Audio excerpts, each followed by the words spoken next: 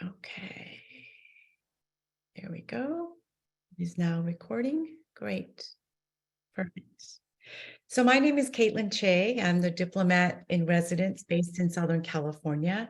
I've been with the State Department for 23 years. I've served in Nepal, Afghanistan, New Zealand, South Korea, DC, Netherlands, and there are 17 of us around the United States serving as recruiters to try to attract top talent to join our ranks.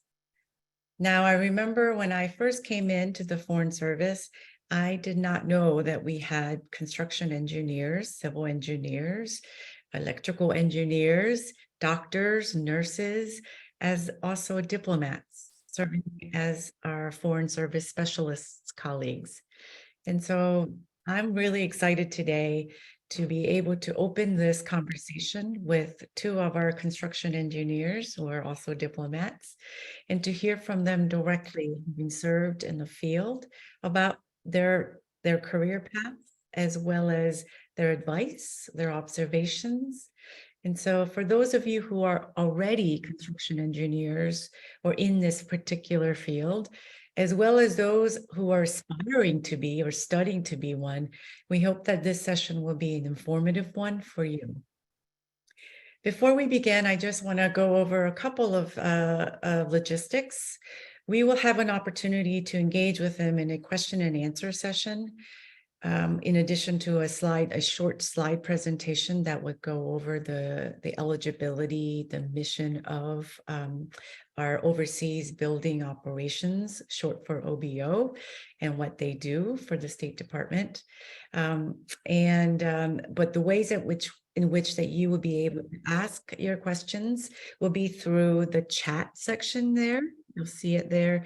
And we're joined by two of my colleagues who are going to be working behind the scenes to answer the chats or the questions that are posed in the chats. And if there are specific questions that are of general interests, I will also go through them and highlight them and maybe flag it for one of the panelists to address. Okay, and I also have prepared questions that I'll be asking them that just touches a little bit upon all aspects of both professional and personal aspects of this career. We often say that a Foreign Service career here, it's not just a job, but it's a lifestyle. And so I look forward to having that conversation with them. Now, before we get started, one of our goals is to try to make this career a more inclusive one, to try to open this up and to raise awareness about this opportunity. So we'd love to hear from you as to how you heard about this session so that we can gauge as to how we're doing, which markets are we targeting well, which markets are we missing. And so we're going to go ahead and pull up a poll, a short poll for you to take so that you can give us that feedback.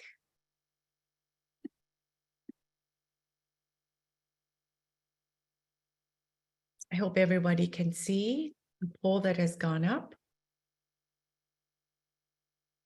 And we'll keep that up. Thank you, everybody, for taking it. And now we're tracking about 57 participants in this call, which is fantastic.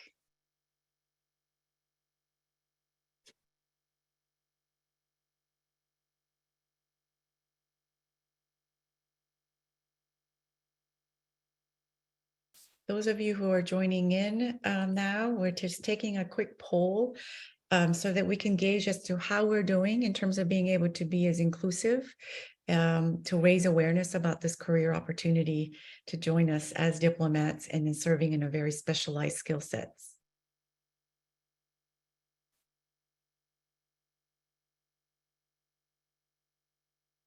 Wow, looking at the poll, it looks like it's LinkedIn for a lot of the professional groups here. That's on the high end here, and then emails from our OBO recruit@state.gov. Those of you who have joined our talent resource management tool, we can talk about that in the slideshow. Okay, I think I think we have majority of you who have taken it. So in the interest of time, we'll go ahead and close the poll and get right into a short slide presentation.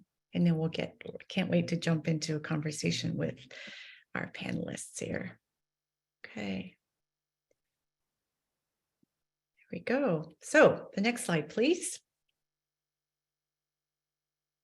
All right. So OBO manages our building program. We have over 271 consulates and embassies around the world. And I wanted to share just this quick bit about it. Is that OBO teams work on challenging projects and apply design principles of excellence to all aspects of embassy and consulate infrastructures. They coordinate initiatives and overcome obstacles to deliver safe, secure, and well-designed embassy complexes that represent the best of American architecture, engineering, technology, art, culture, and conservation. And I am a direct beneficiary of that. When I was serving in Nepal, and many of you may remember in 2015, there was a 7.6 earthquake that had happened that killed over 9,000 people and injured over 100,000. And the embassy was recently built, as well as the retrofitted embassy housing, were the only ones that were still standing, right? And the embassy building was the safest building in the country, whereby we housed many of our local staff to be able to stay and live there until they were able to return safely. And so in a very direct way, I just have a deep appreciation for the work that our OBO colleagues do. Next slide, please. So let's go over more in details about the application and the hiring process and the requirements. Next slide, please. Just going to pause here as many of you can go ahead and read what's in there.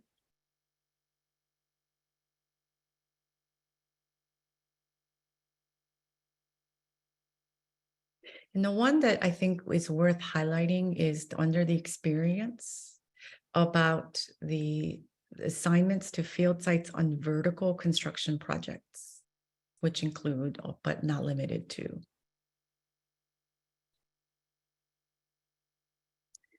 The next slide, please. So this is about how you apply, and it is through USA Jobs. And this vacancy announcement will be going out sometime next week. It's scheduled for June 21st, more or less. And so that's why we're having this info session today, so that you can ask questions and that we can also raise awareness to promote this opportunity. And the vacancy announcement will close on July 11th. Next slide, please. The hiring process. All of it from the time of your application, it typically takes about 14 and 18 months. Why? Well, because as a diplomat, you're not just a construction engineer, but you're also serving as a diplomat. You'll get security clearance as well, and a suitability review panel, medical clearance. Next slide, please. And so these are the ways that you can connect with us. And there's a QR code there. This is an important one. It's to join our talent network that I mentioned before, so that anytime that there are vacancy announcements or virtual info sessions such as this, that you would be notified. So I'd really strongly encourage you to go ahead and join the talent network. Okay. So without further ado, the fun part. Let me go ahead and over to our panelists here. We're joined by Tamala and Roman, our construction engineers and diplomats. Now, I'm going to go ahead and jump right into the questions, which starts with a little bit of an intro. I'll start with you, Tamala. Can you please introduce yourself and tell us a little bit about your background and where you went to school, what you studied, what you did prior to joining this Department of State? Sure. Thank you, Caitlin. My name is Tamala, and I've been a Foreign Service construction engineer for 18 years. And previous to that, I was working in the private sector. And I also served in the Peace Corps overseas in Moscow, Russia. And then before that, I got my degrees in architecture, and I went to school at Pepperdine and University of Kansas. In the 18 years I've been a Foreign Service construction engineer, I've served in Kazakhstan, Lithuania, China, Indonesia, Russia, and now Washington, D.C. So I've had a lot of great experiences building buildings overseas and challenging environments. Thank you, Caitlin.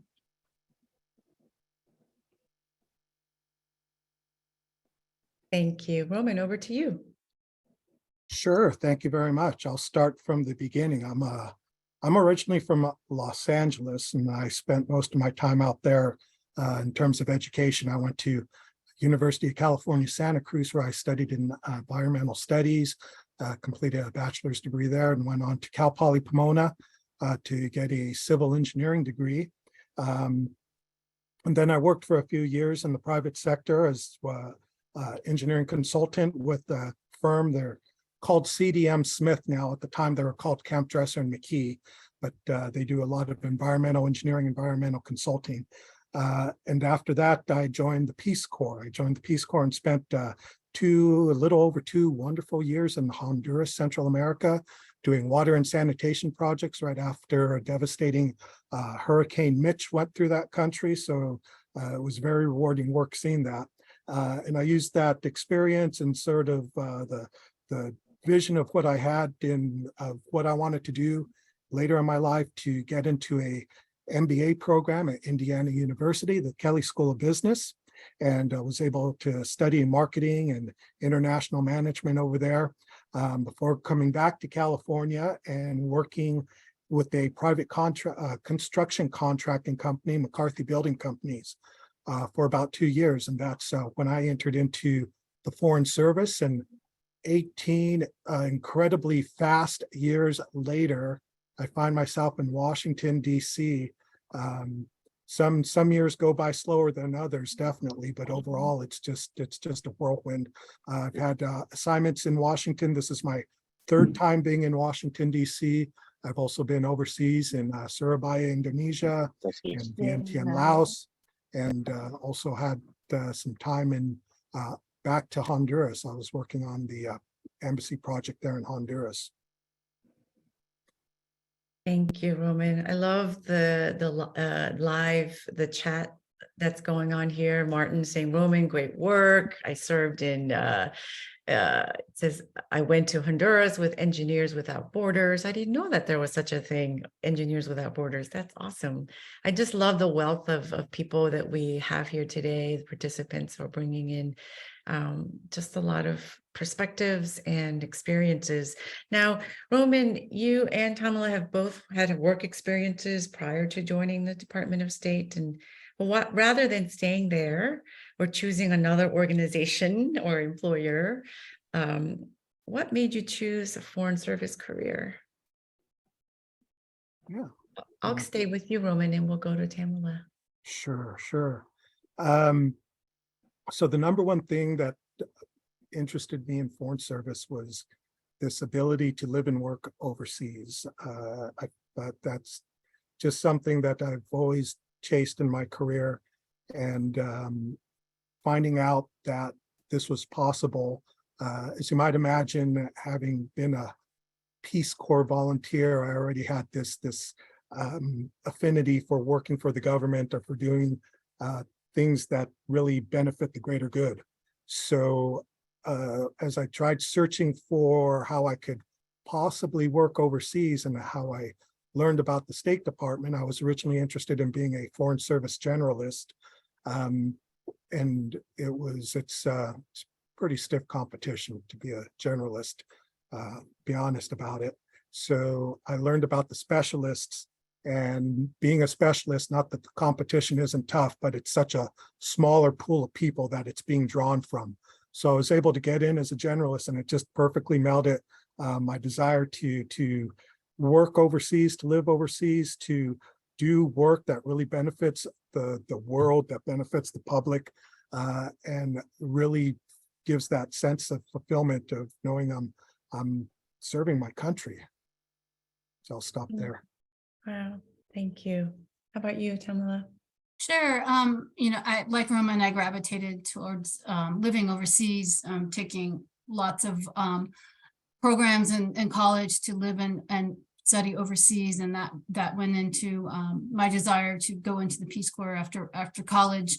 And then while I was in the Peace Corps, I was able to visit an embassy and talk to actually a Foreign Service construction engineer that was doing work at the embassy. And I realized that at the time I didn't have enough experience. I didn't have 10 years. So I had this job in the back of my mind and continued to try to do some work overseas to get some more overseas experience in the private sector.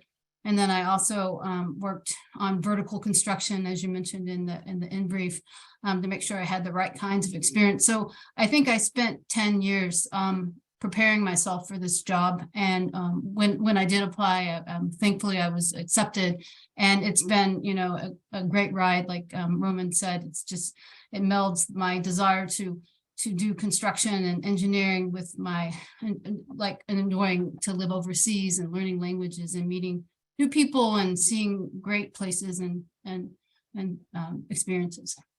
And well, both you and Roman have had overseas experience prior to coming into the Foreign Service as Peace Corps volunteers.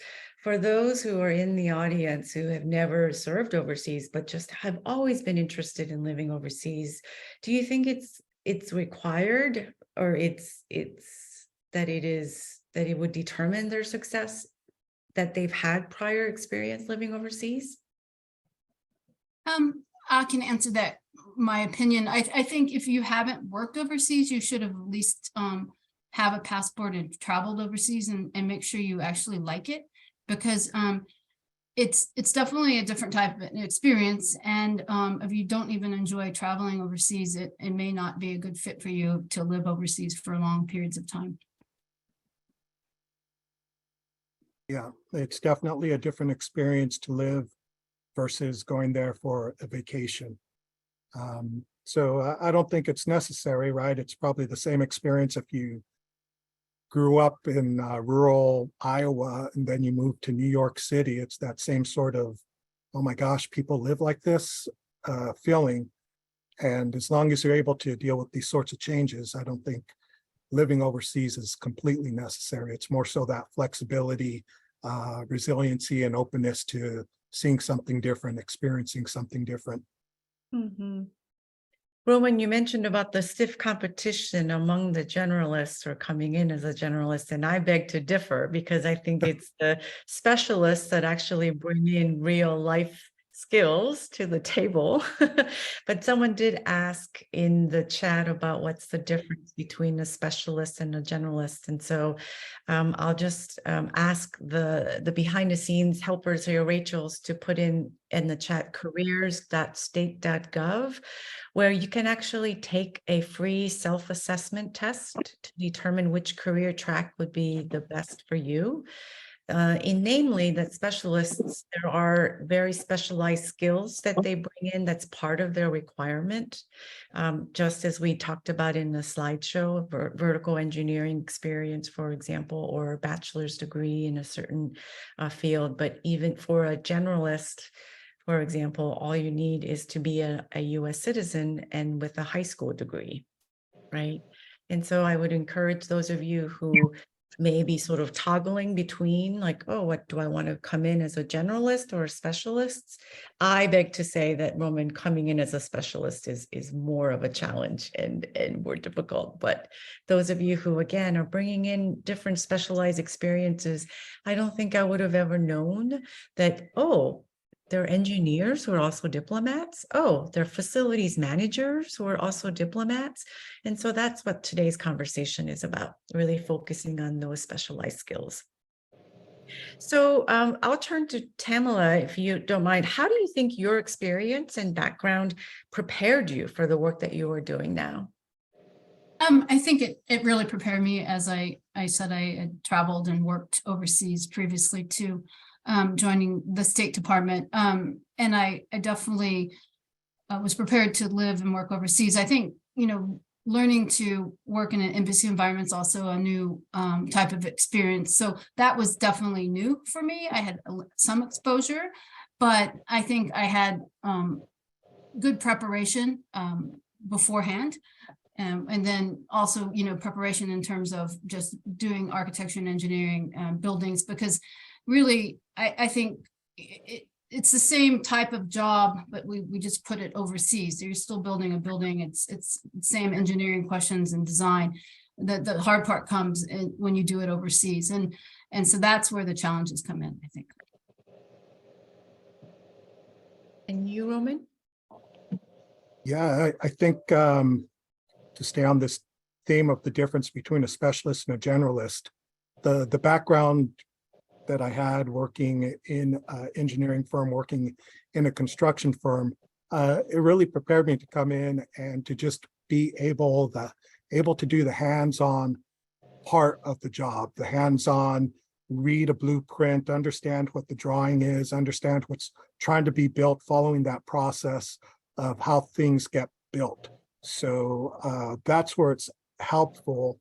I'm going to guess what one of your next questions is, but the teaser is, it doesn't prepare you for everything you need for the job, but it definitely gets you going for those first 1 or 2 years.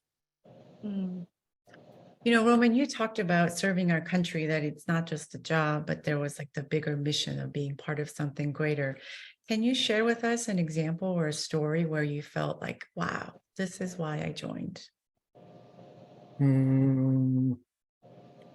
Yeah, it's for me, it's really a collection of experiences. One of my when I first started in 2005, I was able to go and support the construction of the new embassy in Kabul, Afghanistan. This was like maybe 1 or 2 years after the stop of the formal war, and it was kind of a transition period. So there was still a lot of things going on in the countryside, but being able to go out there and see, everyone was still very much affected by the September 11th attacks on the country. And to be able to go out there and see, wow, this is what the United States does. We're not just out here kind of, we're going to bomb you and now we're even. It's okay, we're going to make this place better. We're investing in this country. I forget off the top of my head how much that embassy in Kabul cost, but it wasn't a capital investment. It was, we're here to really make a difference with the way the country of Afghanistan is going to go. So, a little bit into this talk, I realize it may not be the best example after we left not too long ago, but it's those sorts of experiences where, another time in Laos, just being out there, and this happened in Honduras also, right? There were just these severe storms, typhoons in Asia, hurricanes in Central America, where there was just devastation throughout the country. And you get to go out and it's not like you're Superman, putting the mountain back up that fell over, but you're out there and you're working and contributing to the recovery, to the improvement of a country. And you really see the appreciation of it. You really start to understand why a lot of people admire the United States, because we're out there working side by side with people, not just kind of telling them what to do or giving them a box of stuff and saying see you at the next disaster. We're actually out there trying to make sure that their lives can go on much better than it was before. Thank you for that. Tamala, over to you. Same question. Sure. I think from a big picture, a lot of the embassies that I went into before OBO created a new building, they were a lot older. Maybe they weren't so up to standard with some of our security requirements. They weren't earthquake, they weren't seismically designed.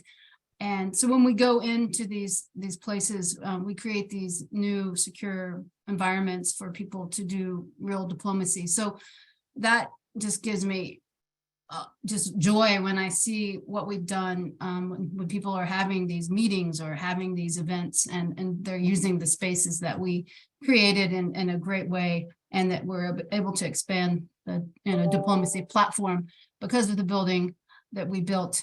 In a smaller scale, just serving your country. One story in Indonesia, I know we just finished doing a kind of a exterior building, an entrance building, with updated security requirements, and a couple days later it was attacked, and not one of our major attacks, but attacked enough that there was Molotov cocktails and bullets and stuff going into the heavy glass that we use, and all the people were safe only days after we finished it. And so I really felt like what I did was great, because if we wouldn't have completed on time, maybe we wouldn't have kept those people right in that entry facility safe. So there's big picture, and there's these small moments, like Roman mentioned, like you mentioned about the earthquake, that you really feel that you've contributed and made a difference just by doing your job. I think that you also have an opportunity to shape policy conversations, because it's also about designing future embassies and consulate buildings. And so for those of you in the audience who are really interested in conservation, environmental issues, I think that is also a way that you can be a change agent within a system for a building or construction that has the largest representation, right? It's also representing our values to our host country in the world, right? I'm going to just pull a couple of questions that I'm seeing in the chat in addition to my questions. One was about tours. How are tours chosen? How do you bid on locations? How are you assigned? Who wants to take that one? I'll take it. Yes. Because that's one of my current job functions right now, is we, because we follow the projects, we create our tours are temporary for the life of the project. So we create and build these tours as the projects get awarded. So they're not as standardized as the generalists, and they're, like I said, project dependent. So you may have a tour in Cairo, but we may never have another tour in Cairo again, because we won't build there anymore. That being said, we probably will, because it's Cairo. But they're usually 2 to 3 years long, and they're assigned by, we have an assignments committee that you bid on your top 5 choices, and then the assignment committee looks at the people, the other bidders, and tries to make the best fit for the person in the job, and we also look at family considerations to make sure it's a good fit for everybody that's going overseas. Thank you for that. I'm going to pop in one more question from the chat here. This is from Chief Warrant Officer Mario Sanchez about his military experience. What I've discovered from my recruiting events, particularly in the military bases, is that our military, our DoD colleagues bring in a wealth of specialized skill sets, and also a perspective, right? Because they themselves have served us already as ambassadors of our country. When you wear the uniform, they understand that they're representing something bigger than themselves. And yet what I find is that there's sort of like a psychological barrier, thinking like, well, I'm just an infantry officer, or I'm just, and so I just want to say to the person who asked the question about that, if you have any specific questions, because you've served as 20 years of military service as a construction engineer technician, have experience in vertical, horizontal survey and design. So I would say, if you have any questions or doubts about the skill sets that needs to be translated from the military language to civilian language or State Department language, if I could just ask the Rachels here to put in the OBO recruit at state.gov for those very specific, and particularly for our veterans. We really would love to see you joining our organization. Yeah. So the next one.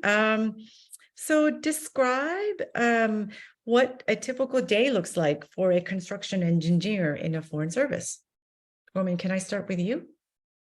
Sure. So the typical day,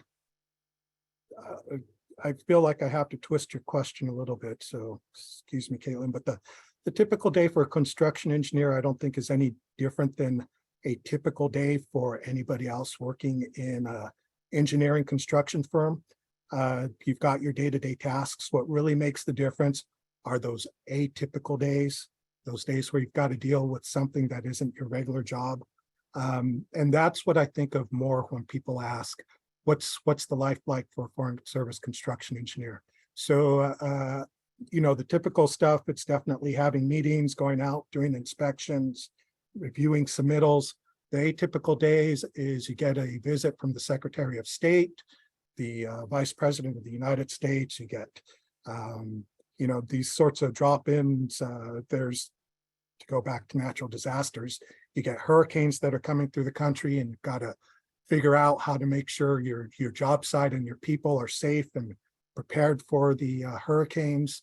And those are the things that really stick out to me as like the memorable days of what you do as a construction engineer. Sounds kind of harsh, but boy, they're just, it's the ones that really make the memories and make you feel like, boy, I do something special.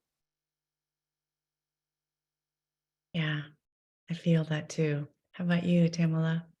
Yeah, I know we get up early as construction engineers because we always meet the contractor at the gate around 7 a.m. So the days usually start early. And I always have a plan in my head about what my day's what I'm gonna get done and what I'm gonna push forward and solve. And then the minute I walk in the door, everything is changed, either by some, like Roman said, emergency, or some priority that you didn't know about. And typically you'll have a line out your door of people that want to talk to you, ask questions, and help you solve problems. And it's usually the contractor's representative that you're speaking with. And you do have the regular meetings, and you definitely meet with the embassy and fill them in on what's going on in the construction. You attend different type of meetings with, you know, different embassy people, the facility manager you're really close with, and you try to involve them in the process. But definitely the days start early, and they typically end late.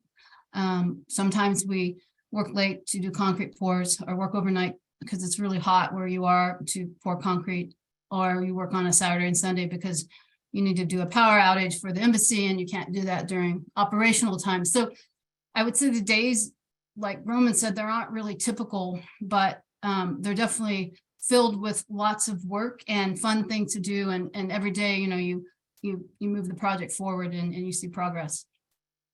Thank you. There's one that I want to bring up from the chat here. If a construction engineer has extensive experience in construction and project management, but in horizontal construction like roads and bridges, lack the vertical construction experience, would this exclude this individual from qualifying? Not necessarily, and I think it's probably one of these things. Read the job announcement, because we have a very specific definition of what vertical construction is. For example, and this is from, I think, maybe a year ago. So if the job announcement got edited since then, but it used to include, if you did a large housing development, that could count as vertical construction experience. So definitely read the job announcement, the vacancy announcement. See what the details are, the definition of vertical construction. Thank you. Right, now we're sort of at almost near the little bit over the halfway point.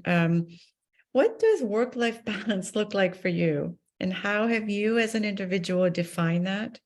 And how has the organization responded to your needs? Who wants to take that one first? I can try, Caitlin. We got to talk about before this meeting what kind of questions, and I realized that this was actually the hardest one for me to answer. I think I struggled with this at the beginning of my career, because I really thought that I just needed to work all the time, and you know, that would help the project go faster. And then I realized that while I'm overseas, and maybe I should go do a few things and meet a few people.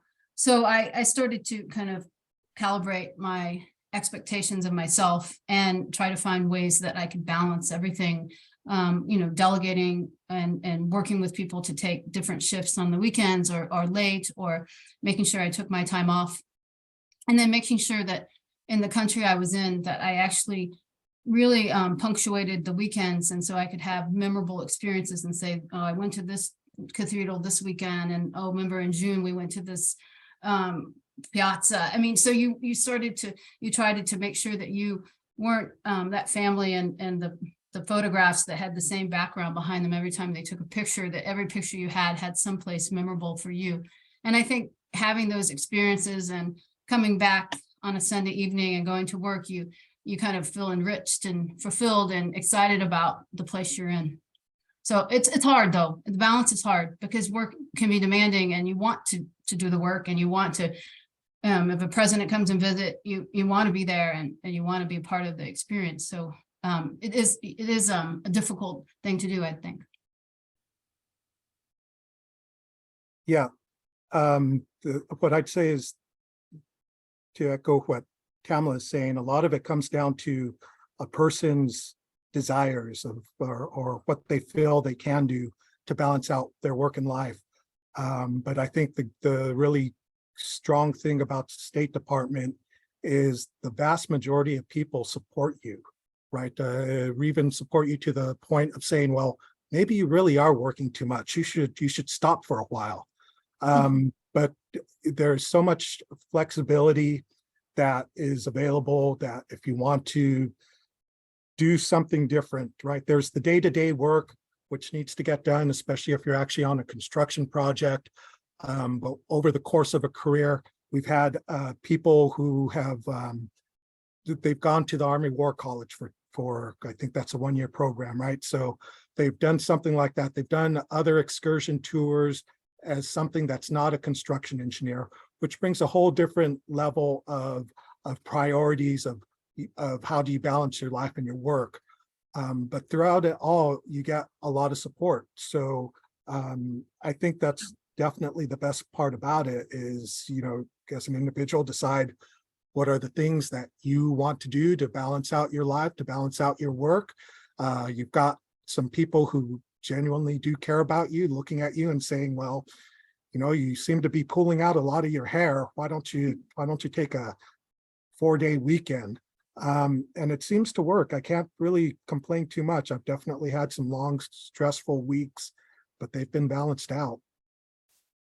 I think both you, Roman, and Tamala have touched upon this, but maybe I'll get drilled down a little bit. There are many different benefits to include with our profession, whether it is, as you mentioned, the War College, which is the continued training and career development programs, the health and medical coverage, retirement benefits. While overseas, the department provides paid housing or appropriate housing allowance, the paid school education at some of the international private schools that are the top education systems in that country. Of all of them, can you speak to any of that really have made an importance to you and how you have benefited from it? Sure, I can start. We get home leave in between tours, and that's from like 20 to 45 days, work days. So if you serve more than 18 months, you are allowed a home leave, and typically they happen once every 3 years. If you serve in a place like Iraq, maybe you'll get one every 12 months. So it's really interesting because I think things have shifted in the US a little bit, but to have that amount of time off is unheard of in any sort of work environment in the US. I mean, you really are off like a month or two. So that really allows you to recharge, connect with your family, just explore the US a little bit and get to know the US again if you've been away for a while, and just maybe sit around and read a book, anything you really haven't had time to do. And so it's great because sometimes vacations are too short, you're gone for a week, but you're right back into the work grind. But when you get this home leave, you're really gone you really can just rest for 2 months. And so I find that is a huge benefit. And my friends are always jealous, like, how did you get 2 months off? I'm like, it's a benefit. And we work hard for this benefit. You earn, 1 day a month. And so you earn enough and you take your time and you come back refreshed and excited to go to your next country or your next assignment. And then also there's some other financial benefits, if you serve at a harder post or a danger post, you get financial incentives for that. So you can definitely earn more than the salary that's advertised by serving in, certain places. Of course, if you serve in Paris, you're not going to get those uplifts, but you are in Paris, by the way. Yeah. And for me, the 3 benefits that come to mind, first, the one that's benefited me is there is a tuition payback program. So I was able to pay back some college loans over the course of a few years, get a, I don't know what the amount is now, but back then it was like about $3,000 a year, which again, compared to today, probably isn't that much, but back then really made a big difference for me. So that was one. The other one that, especially when you're assigned in the United States, holidays. Never had Columbus Day off. Monday, I've never had Juneteenth off. I've never had a lot of these holidays working for the private sector, and you get them in the government. So that's a fantastic benefit that helps break out some of these months, break up some of the months. And the third one, I haven't had the pleasure of enjoying it yet, but you cannot. How many other places in the world offer a pension? Or in the United States, definitely. So in a few more years, I look forward to having a pension to help defray some costs and have to, yeah, that'll be fantastic. Oh, and I've got kids, so health insurance is the other big one. Yeah, pension also. You went mute there, Caitlin. There you Oh, go. there you go. Sorry about that. The health, the pension, in addition to the pension you mentioned, Roman, it's some health care for life. Yeah. Right after you retire. I want to just ask, there's a theme about lots of family and spouse related questions. I'll try to tackle a couple of them. I think one of them that I commonly also get is, what's spousal employment like? How have you been able to balance that if you are married? I'm sorry, balanced which? Balance spousal employment, like how have Oh. they been also maintained their identity or their career Right. path? Yeah, you being overseas. Yeah, well, honestly, that one is tough. There's, and I'll say it's tough depending on what your spouse does. I've known some people where it isn't, especially nowadays after the pandemic and all the liberties that have come in with workplaces, it's not as difficult as it used to be. But I've known people whose spouses, they've been their riders, for example, they're professional riders. It's a business that they can take with them, which is a little bit different than, say, if you're happen to be another architect or other engineer. It's difficult to work if you're in a foreign country and you're not able to get registered as an engineer in that country or be recognized as an architect in that country. So the other tough thing about it going overseas for a spouse, and again, it comes down to the individual, is how well that spouse is at making new friends. Sounds like kind of a funny thing to discuss when you're adult, right? But it's surprisingly important that if you're an extremely introverted person that really doesn't know how to start conversations, you might feel a little more isolated overseas, and you might have to, as the other spouse, dedicate more time to helping your spouse meet new people, go out and see and do new things. But then again, there's other people that, my gosh, you wouldn't know the difference between them and the ambassador, the way they get out around town and have friends and know everything that's happening. So there's challenges, but it's a lot of it really does come down to what kind of person you are or your spouse. And I can add that the embassy typically has a robust eligible family member employment program where you can actually work at the embassy. So there's a lot of opportunities there. And I know OBO does, and Foreign Service Construction Engineers, typically we try to hire, we call them EFMs for short.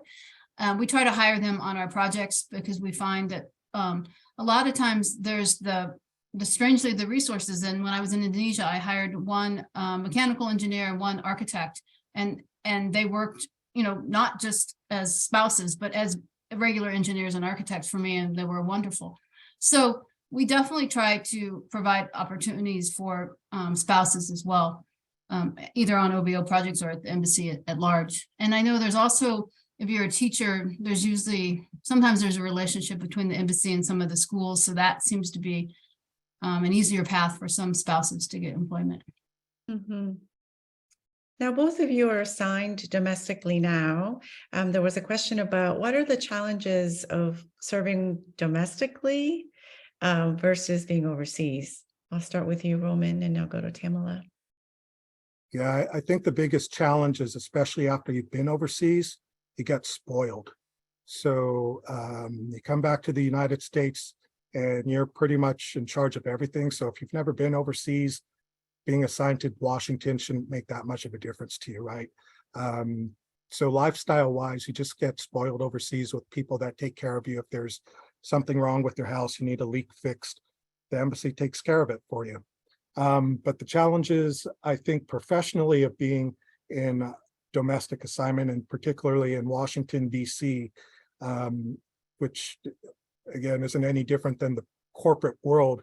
The closer you get to headquarters, the more you're being watched, the more you're being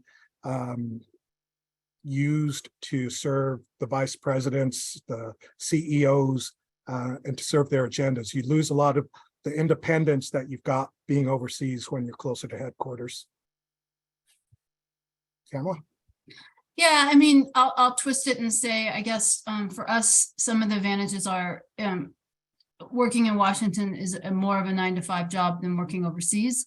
There may be these occasional asks to do some after hours events, but it's not like the embassy where you might get invited to a social function and you should attend because the ambassador invited you. It's hard to say no to the ambassador. So your time is being filled throughout the day by embassy events or functions or work. So you're a little more, you have a little more autonomy and you're really just going into the office and coming home. So I wouldn't say I still like overseas life better, but it's definitely nice to have a small break. I think a disadvantage in Washington is you're not getting your housing paid for and you're just living on the economy. So that's for some of us, that's a big change because you're used to not having to pay a mortgage or rent. So that changes. But at the same time, I think you'll be able to influence some of the decision making. So for years of you're overseas and you're thinking, why didn't we change this? Why don't we do this? You're now in that position where you can make that decision and you've had that experience and know how helpful that will be to the people overseas. There's a question in the chat from Stephen. Have you ever been concerned about the quality of education your children had access to? And I want to try to tackle that one just because it's very close to me right now. My son is 16 and my daughter is 13. And this is their first time coming to the US in Southern California to study in a US public school. And they hate it. They hate it. Oh, poor things. It's been a hard transition for them because I think, as Roman said, being overseas, you are spoiled in terms of the quality of the housing and affordable childcare in certain countries. And I think also the quality of the education at these paid international private schools, the quality of the teachers. It's my daughter who was 13 in 8th grade and said, the teachers, I hope they're not teachers in this mix right now, but, they're not motivated, Mom, like they don't want to be here. And so I would say that for me anyway, I can speak to my own personal experience that they really have lived, they have, their perspective have broadened by going to these international schools and also with teachers who seem to really be dedicated to that field or to that calling. Tamala, do you or Roman have anything to add to that? No. I'd say it also depends on the age of your children. I've got right now my kids are starting junior high and high school, so during grammar school, it didn't make too much of a difference, right? The schools were all good. They were all entertained and learning stuff. But I noted as they started getting into, in the countries I've been to, maybe that should be the overall caveat, is every country has different quality of education.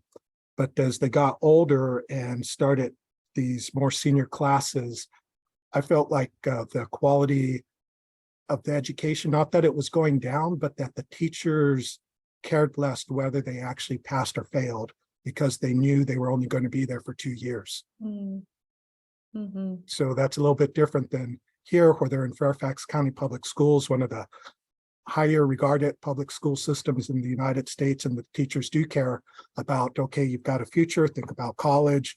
I know you even if you are just here for 2 years, we still care about getting you to that next step in your life. So it definitely depends on the country you're in too. Yeah, I do see a lot of my colleagues coming back into the US, like for high school age kids, right? Or because of that very reason. Tamla, can I just focus on you a little bit? Because, the story I'm telling myself is that in this engineering field, that it's a pretty male dominated space. How have you, what's your experience like as a woman working in a very still predominantly male environment? I'll just start with, when you go back to college and you look at your classmates, a lot of them are men. So there's less women than men in college. So you know that you're not going to be, you're still going to still be a minority even in the profession. So you start learning early that there's not going to be as many women as men. However, I definitely think things have improved.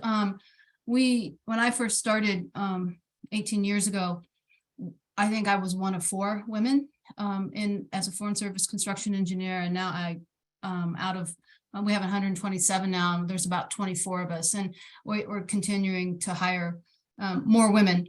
And I think it's challenging, but it's also the diversity is really good, and I can see how it can tone down a room, make people work better together when there's a mix. So I think for me, I feel like I've added value to these projects because I was able to see maybe some different perspectives. One example I have is when I was in Indonesia, the requirement for the contractor was to build a prayer room. So the contractor finished the prayer room, and then I had a lot of the women on the contractor side come to me and say, where are we going to pray? And I was like, oh my goodness, we have a small problem here. So I was able to be their voice and explain how this information was missed. And we quickly got another prayer room built for the women. So everybody was treated equally. And, sometimes if you see these things, they can get out of hand, and, they can turn into bigger problems. And I think when you have a balance of men and women in the workforce, we're able to see things differently. Thank you. I really appreciate that. What is your advice on how to best prepare for a career with State Department, or how to best prepare for the application? I'll start with Tamala, you, and then I'll go to Roman. Sure.